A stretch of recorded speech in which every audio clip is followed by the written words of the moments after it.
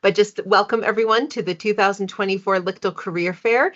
I'm Felicia Luck, the Academic Director of the Language Program Office at UW-Madison. The LCTL Career Fair is made possible through the generous support of the Institute for Regional and International Studies, IRIS, NRC National Resource Center, the Language Institute, the Center for South Asia, Cultural and Linguistic Services, SuccessWorks International Academic Programs, and the La Follette School of Public Affairs. We have many great partners and co-sponsors who support this event, and you can see the complete list of co-sponsors at lictlcareers.wis.edu. One of the chief goals of the LCTL Career Fair is to put students of less commonly taught languages into conversation with leaders and experts who have embodied multilingual professional lives in order to ignite your imagination to what's possible with less commonly taught languages. So without further ado, it is my sincere pleasure to introduce our keynote speaker, Francis Vavrus, the Vice Provost and Dean of the UW-Madison International Division. Francis Vavrus is the Provost and Dean of the International Division at the University of Wisconsin-Madison, which leads campus efforts to promote international scholarship and engagement, cultivate global awareness, and prepare students for a diverse and interconnected world. Dean Vavrus is a UW-Madison alum whose research, teaching, and service are in the fields of international education and African studies.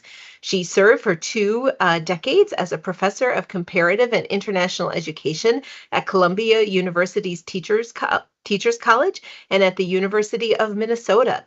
Dean Vavrus's career has been profoundly shaped by her experience as a Fulbright student and scholar in Tanzania, as a foreign language and area studies fellow, and as a study abroad student and faculty leader. She brings academic leadership, research expertise, and personal engagement in international education to her position as the Senior International Officer for the University of Wisconsin-Madison. So please join me in welcoming Vice Provost and Dean Francis Vavrus. Thank you so much, Felicia. I so appreciate that a warm welcome. And I want to begin by thanking the tremendous LPO team and especially the Whistler instructors who are on campus with us this summer. I know you've been putting in a lot of hours to make this program a success, so it's terrific to be here, and I look forward to the discussion. I caught part of the previous session, and I hope what I have to say does not repeat anything that you discussed earlier, but let me just jump right in. So I want to begin by reading an excerpt from the poem that inspired the title of my talk, What Can You Do with a LCTL? Reflections from the Less Commonly Traveled Lane. So it's a poem that is undoubtedly familiar to many of you. It's entitled The Road Not Taken by Robert Frost, one of the most distinguished U.S. poets of the 20th century. So let me read just part of that poem to set the context for my remarks. 2 roads diverged in a yellow wood, and sorry I could not travel both. And be one traveler long I stood, and looked down one as far as I could, to where it bent in the undergrowth. Then took the other, just as fair, and having perhaps the better claim, because it was grassy and wanted wear. Though as for that, the passing there had worn them really about the same.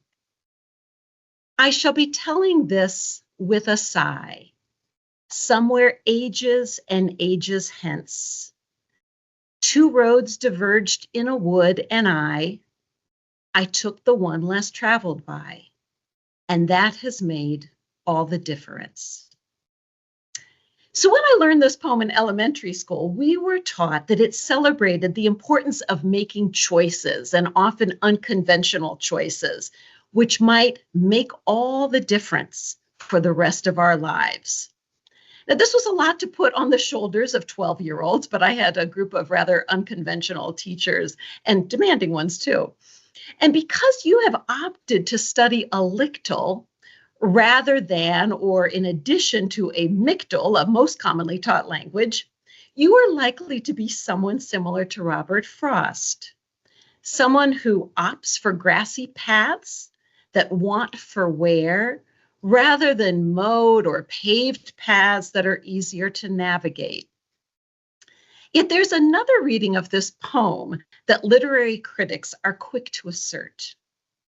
If these two paths were worn really about the same, then we cannot be confident that the sigh in the final stanza signifies contentment with one path over the other. It might, some critics contend, signal the way that we often rationalize the decisions we make when we are retelling stories about our lives. Now, my purpose today is not to deconstruct a beloved poem, but instead to acknowledge at the beginning of my remarks that though learning a lictal may in fact make all the difference when you look back at this juncture in your life, it is okay to be standing at this crossroads today and not be certain as to whether you will use this language in your career.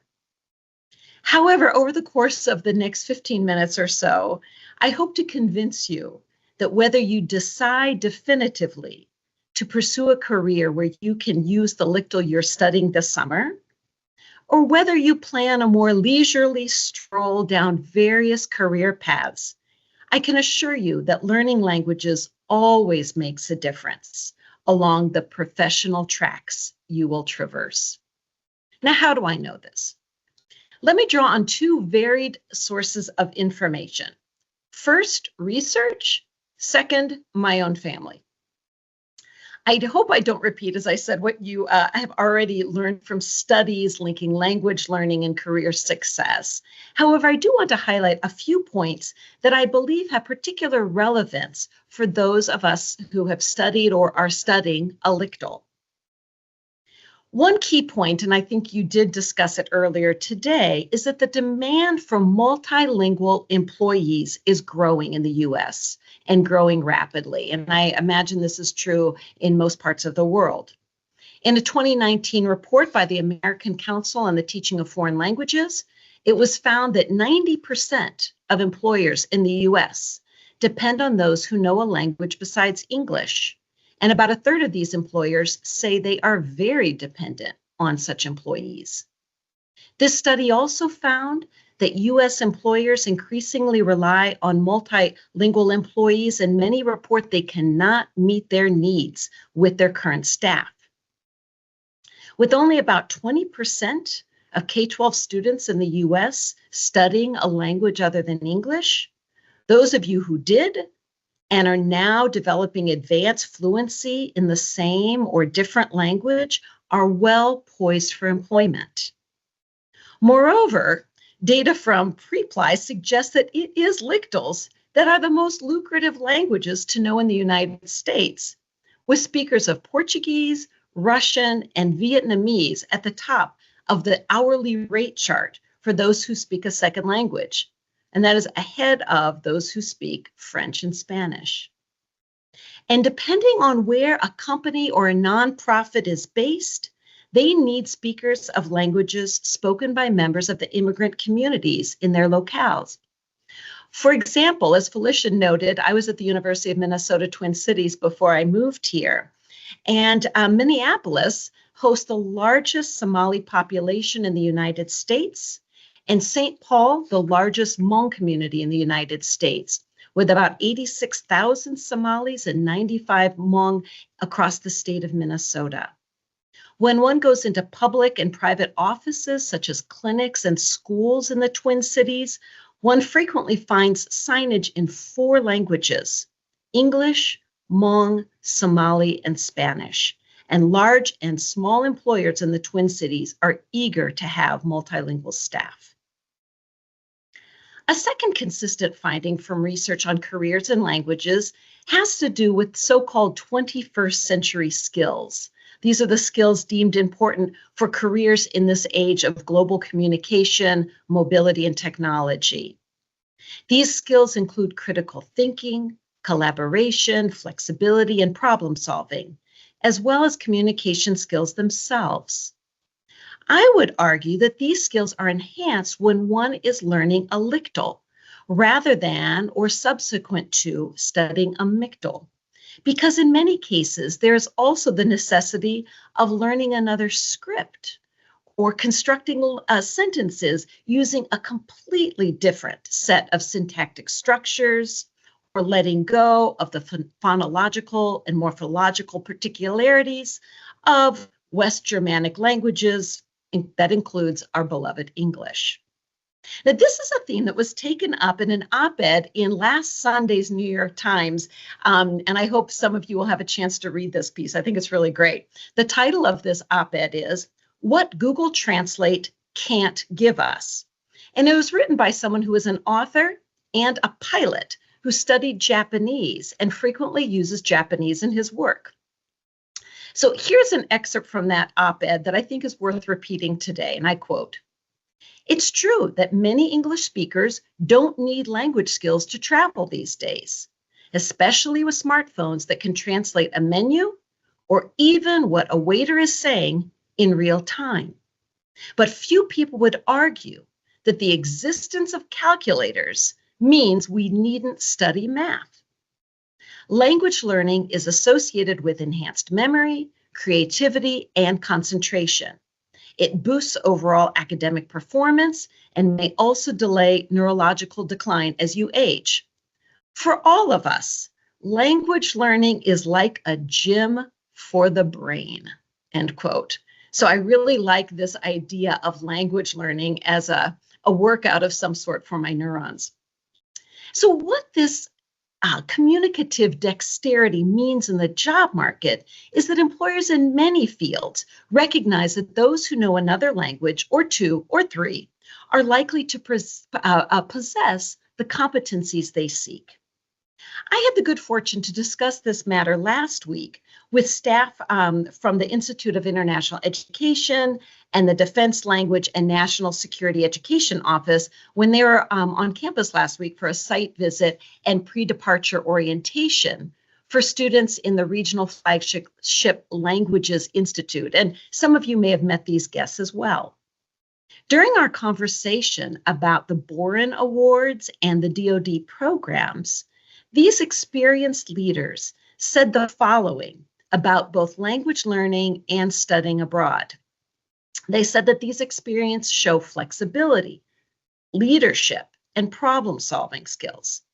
They said that these are skills that show that you can engage well with others. And they also noted that even when we do not use the lictal we've studied every day in the job, the experience of learning another language stays with us. And in specific reference to the Boren Awards, someone at this meeting described it as a, quote, golden ticket in launching a career in public service because of the one-year federal service requirement that accompanies the Boren Award. For those of us who want to put our linguistic and cultural skills to good use serving this country and the world, then this requirement for federal service becomes a reason why employers in federal agencies might want to hire a Boren Fellow. So in these and many other ways, learning languages and developing intercultural competence expands career opportunities and can elevate one's resume from the bottom to the top of the pile. Now, I said at the outset that I was going to try and persuade you that learning languages makes a difference along any professional path you choose by relying on research and on experiences from my family members. And I hope this research has been sufficiently convincing, so let me turn to the through line in my story, as linguistic and cultural competence is one of the most consistent themes across the generations in my family. Turning back the clock to 1952, my parents had recently gotten married and moved to New York City so that my father could pursue a PhD in linguistics at Columbia University. My mother, who had excellent shorthand and typing skills, as young women were taught these things back in the 1950s in both high school and college, she set out to find a job in Manhattan. Yet, as she often told me, there was a glut of girls, as they were called, meaning women in secretarial pools at the companies to which she had applied. Finally, she spotted an ad for a secretary for an import-export company. And so she highlighted in her resume that she had a master's degree in Spanish, and she got the job. It turned out that her boss was the CEO of the company, and he was a native Spanish speaker who had started his company to import goods from Central and South America.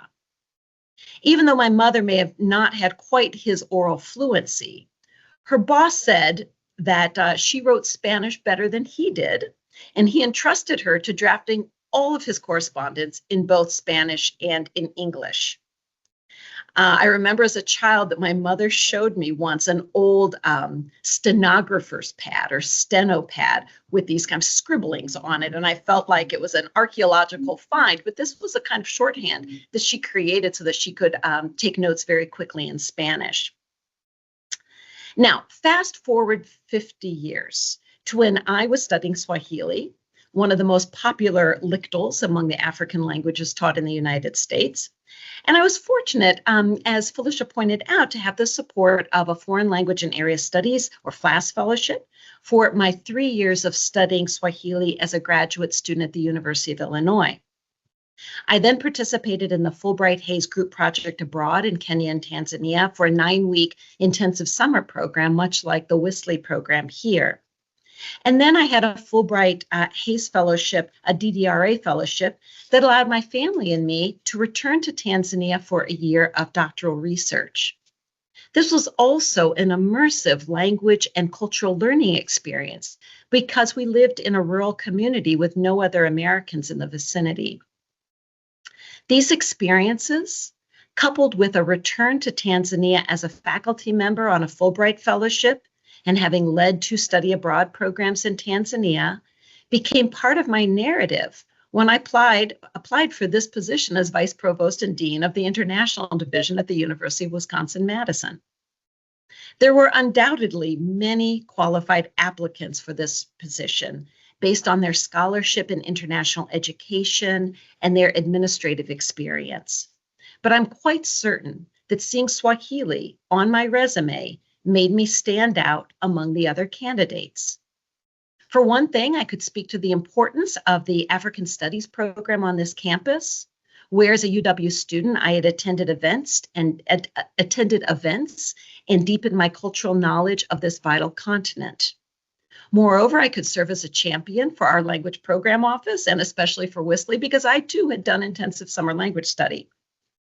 And though I don't know all of the reasons why I was eventually chosen for this position, I imagine there was some sense among my fellow deans and campus leaders that anyone who has committed herself for more than 3 decades to learning an African language and living on the African continent probably has the flexibility and problem-solving skills one needs to be effective in such an interculturally complex role.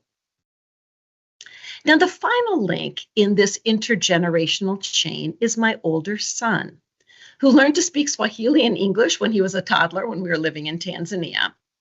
But when he entered high school, he opted to study Chinese rather than Spanish, French, or German, the other languages on offer in his high school.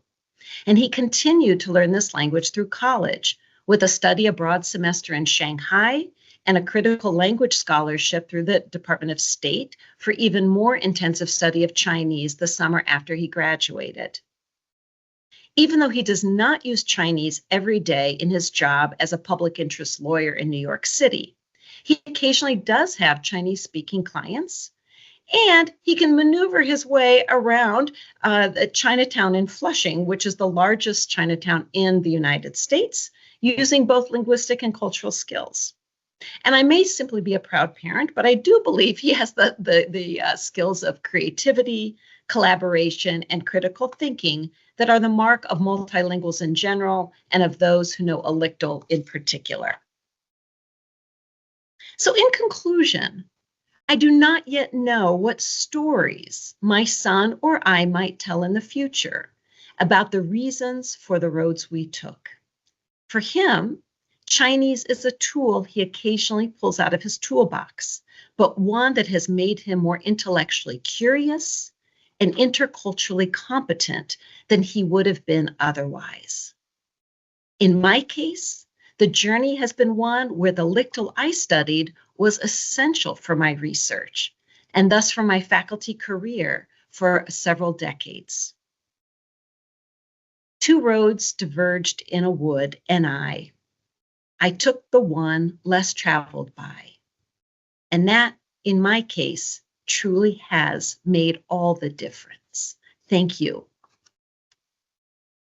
Thank you so much, Dean Vavrus. Please join me in thanking our Dean for her really inspirational keynote for our LCTL Career Fair. We appreciate it. Thank you. I know that we have some questions for you, so I'm going to hand it over to my colleague, Chris Carlson, who's going to lead our Q&A. Excellent. Thanks, Chris. Thank you.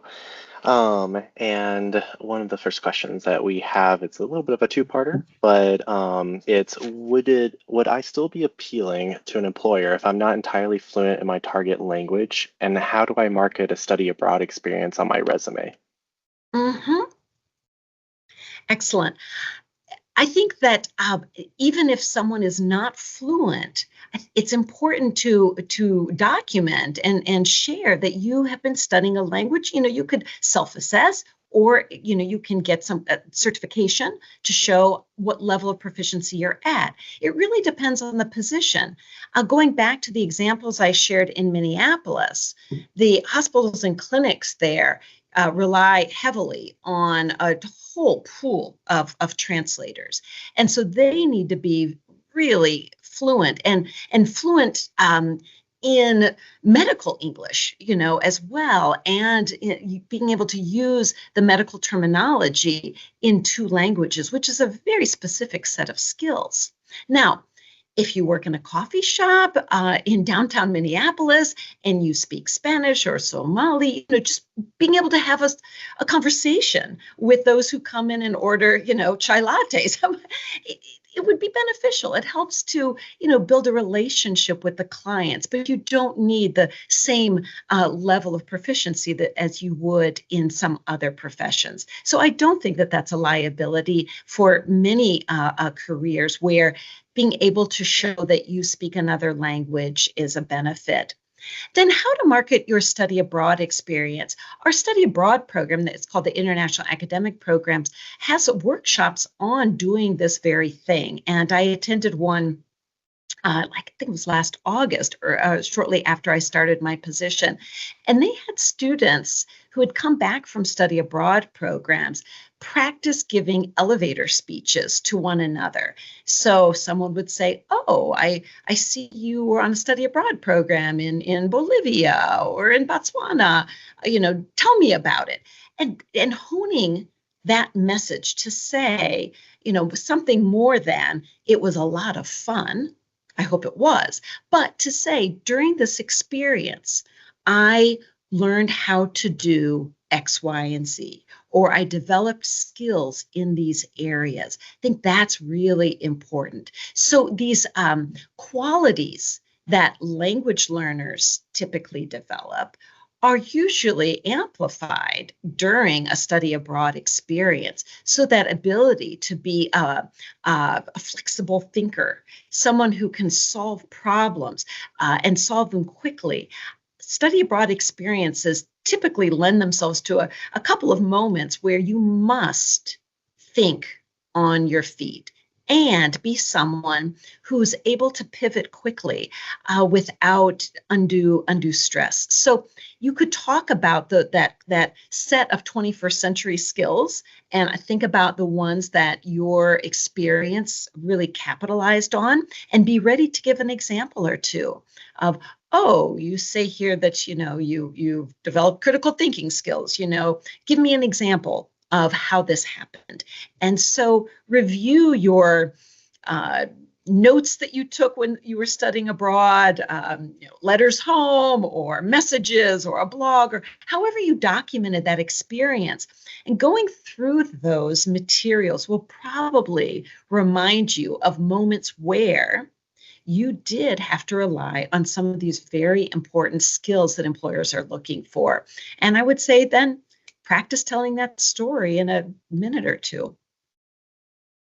Thank you so much. And I have to say as well, I'm Sure, it would also be really beneficial in those situations of being able to show like the cultural intuitiveness as well, because not only are you Yes. critical thinking, but you're having to be critical thinking in a totally different culture and what that means. Yes, exactly. I think you're right. Because I mean, what would be an example of showing that kind of a flexibility, your ability to show that you are interculturally competent without going into, a lot of detail with an employer? What would illustrate this for someone? Yeah.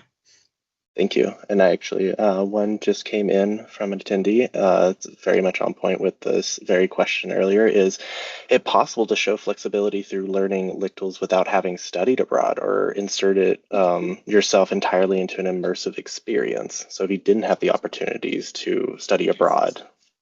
Yes, you certainly can. I think studying abroad is an important experience for those who have the opportunity to do so, but it's not necessary to develop even, high levels of linguistic competence, given the tools that we have available to us today that really didn't exist so widely in the past. So all kinds of ways of learning language online, taking classes through at colleges and universities, and making use of our wonderful immigrant communities across the United States. So I learned when I moved back to Madison that there's now a significant community of Yoruba speakers. So if I wanted to study another African language, Yoruba might be one of those. And so I could hopefully find classes to take to at least lay the foundation, find someone who's who would be able to serve as a tutor, immerse myself in experiences that the Nigerian community in Dane County might be having. And then if I were applying for a position, I would emphasize what I did do to learn Yoruba and become more interculturally competent, rather than saying, oh yeah, by the way, I've never been to Nigeria. Someone can ask you about that, certainly, and you could say, I have not yet had that opportunity, but I hope I will soon.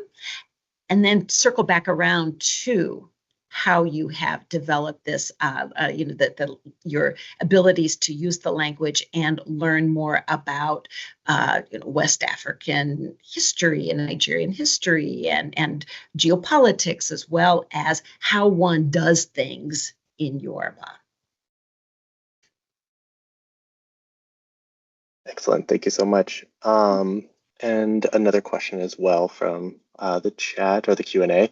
How can, and I think this definitely pertains to your the New Yorker comment talking about Google Translate and technology, is how can AI play a positive role in translation, and how can we prepare for help us prepare for the job market?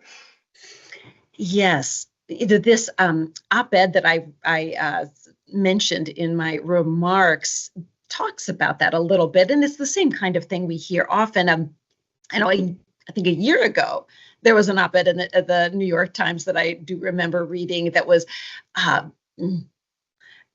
making the case that we probably don't need to learn languages other than English quite the same way today as we did in the past because of AI. And while that certainly is true up to a point, and I'm delighted on my travels when we can use Google Translate, let's say, for communication, I would say it's a wonderful tool to get us to a certain point in our interactions with others. Last month, for example, I was in Kazakhstan, South Korea, and Thailand. And I hate to admit it, but I don't speak Kazakh, Korean, or Thai. I had a lovely taxi driver who picked me up from the airport in Korea, and he really wanted to have a conversation.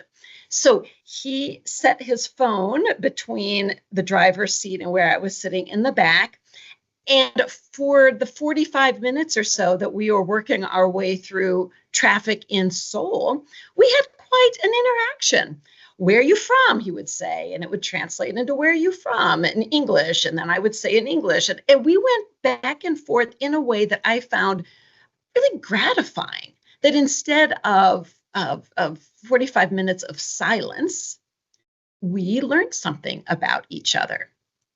So I think there's absolutely a role to play. It makes me feel more confident as a traveler to know that there are these translation tools, so that if I need to find a taxi driver to take me somewhere, or if I'm ordering food in a restaurant where there are no photos on the menu, or, so many examples that we might provide of how AI is expanding our ability to communicate with people. I mean, I'm fully in support of that.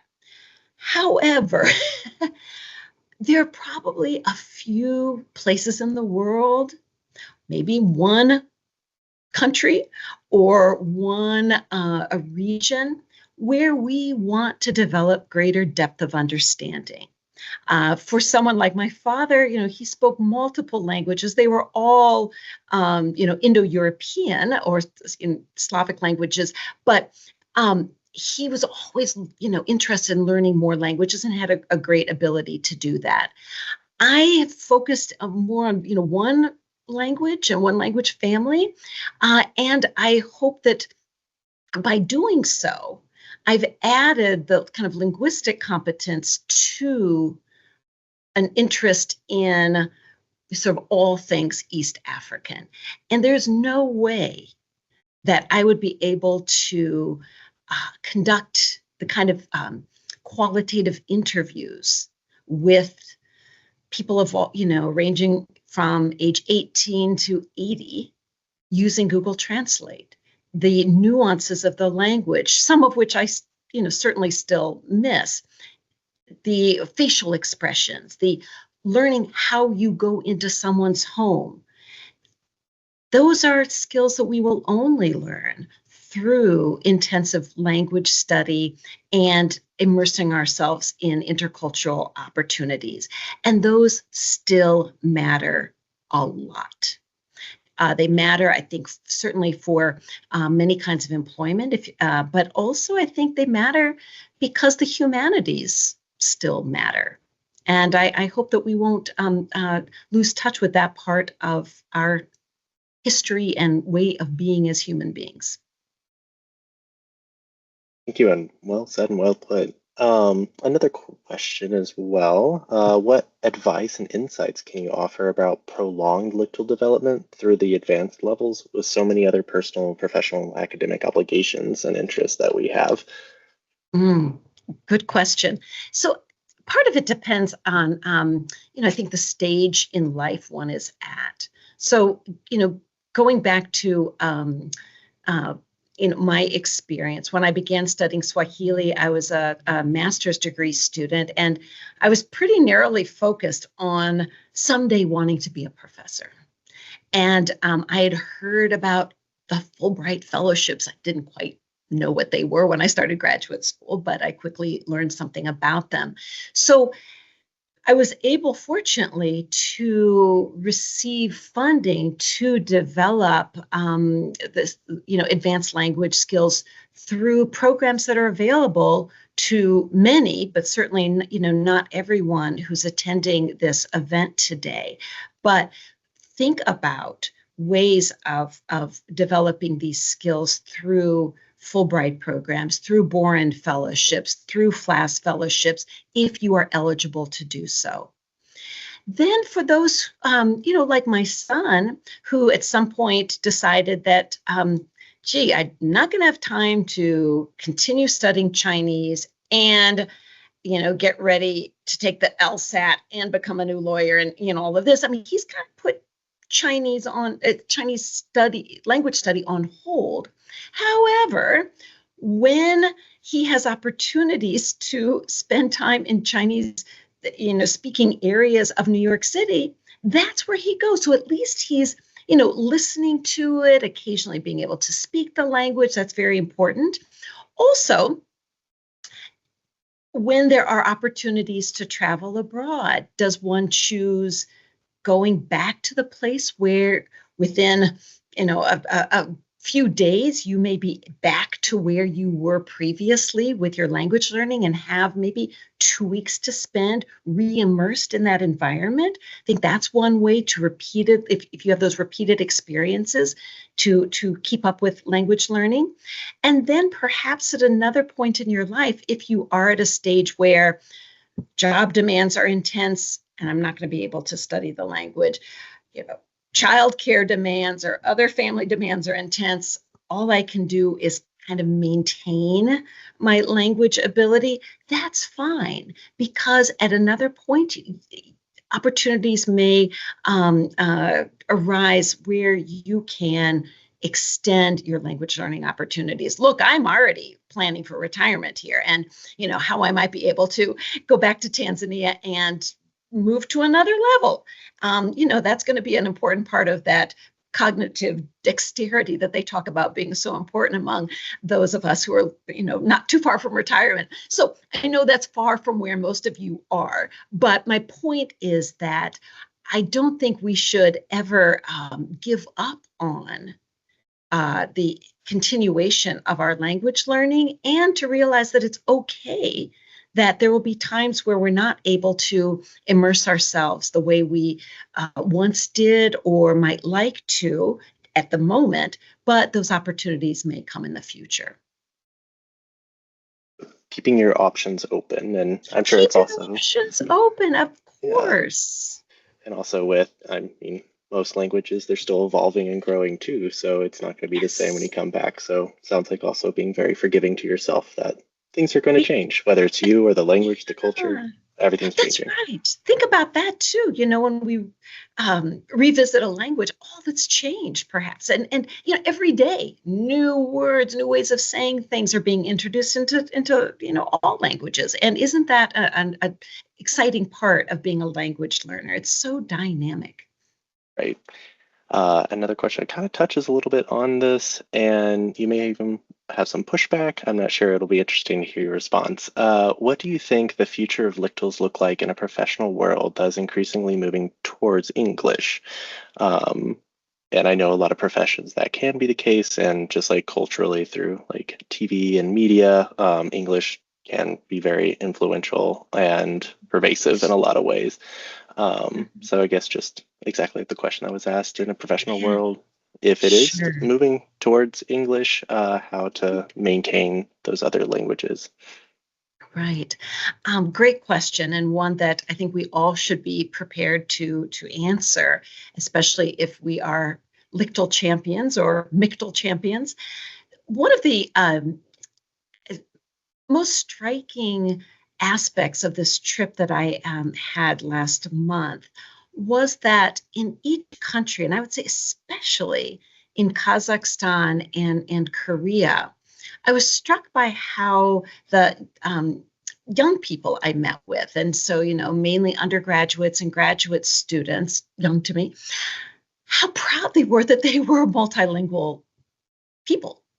And so they, were just delighted that they were, so fluent in English that we could have these high-level discussions, that they'd gone to maybe English medium universities, or they were planning to study in an English-speaking country, or had studied in an English-speaking country and were now back home. And they celebrated Kazakh and Korean. And in Korea, we had a lot of conversations about K-culture, K-pop and K-food, and this idea that even as English becomes more widely spoken around the world, it doesn't necessarily come at the expense of other languages and other cultural phenomena in other languages becoming global at the same time. At the University of Wisconsin, what's the language other than English that is on the ascent? Primary one, Korean. And when asked why, I often get the same answer: K-pop. So what if we imagined a world 30 years from now where most people were trilingual: English, Korean, and another language? So I'm saying that having English as this kind of global lingua franca allows for interactions that may be really beneficial to all of us. But I also can see where, depending on cultural trends and geopolitics, we will be in a world where those who possibly can are, multilingual. And the world is multilingual. I think it's mainly Americans who are, so frequently monolingual. But I really am excited about how languages like Korean are leading to, and cultural phenomena like K-pop are generating great excitement in the learning of other languages in the United States, where that has not necessarily been the case. Thank you for that. And I agree, and hopefully it continues that way into the future. I think we have enough time for a couple more questions, and one of them is a bit of a two-parter. Do you have a sense of current job trends and interest in terms of language learning, or how have you been able to find a niche for yourself after committing yourself to a certain language? Especially electoral, I'm sure, with that second question. Right. Yeah. So, my perspective on this is probably a little narrower than those who study the, language learning and the economic environment for people, or the job environment for people who've studied electoral. So let me just, say that in the world in which I operate most of the time, the job trends for people who know electoral are still very, very positive. I mentioned the site visit and the visitors who were on our campus last week talking about jobs in the federal government, especially, of course, the Department of State and those who want to move into the diplomatic corps. I imagine that we will, always be in need of people who are multilingual. And even though some of the ambassadorial posts are not based on people who necessarily know the language of the country where they're posted, the people who work with them certainly need to be. So I see that as a continuing trend that's very important. Also, I think technology companies want to be able to develop tools that are available for use around the world. I have a nephew who speaks, he's fluent in Spanish and fluent in Japanese, and he just keeps bouncing back and forth between Apple and Google, Google and Apple, Apple and Google, and they both want him. And he's just one of countless people in Silicon Valley who will never be lacking for positions, more because of his language skills, or as much because of his language skills as other skills that he might bring to a position. So I see that with the growth of AI, data science, sort of computer science, those who know more than one language will continue to be very desirable. So maybe I'm more optimistic than some, but I just see great potential for the study of, for those who've studied a language to have an edge in the job market. Now, the niche issue, right, that might be a little trickier unless one wants to work in that part of the world. So if I had not gone into academia, I still would have found ways to work in East Africa. I've always been interested for many, many, many years, been interested in the Horn of Africa and East Africa. So had I not gone into this, my backup plan, was to work for, hopefully, an organization like USAID, or find a job with a nonprofit organization such as CARE or World Vision or the International Rescue Committee, and try to find employment in East Africa. So for me, that was a driving force in my decision making, that I was, really lucky to be able to link my interest in being a professor and the part of the world that was of greatest interest to me. But had that not worked out, my plan B was to find another way to spend significant time in the part of the world that was my niche. So, I think it's a good question to ask oneself, what is non-negotiable for me in these critical years of my life when I'm setting out on a career path? Is it the work itself? Is it the part of the world? Can I find something that melds the two? And if I can't, which of these, paths do you want to pursue first? It's not to say you can't loop back around, but, you may be that person standing in the wood and like, oh, do I go down this one or that one? And that's a very personal decision, but I think it's worth a tremendous reflection as you are moving into the next phase of your careers. Thank you. And to follow through as well, when speaking about your nephew, what other sort of career paths have you heard about or witnessed that have really impressed you? For example, like colleagues who speak liftals. That's a great question.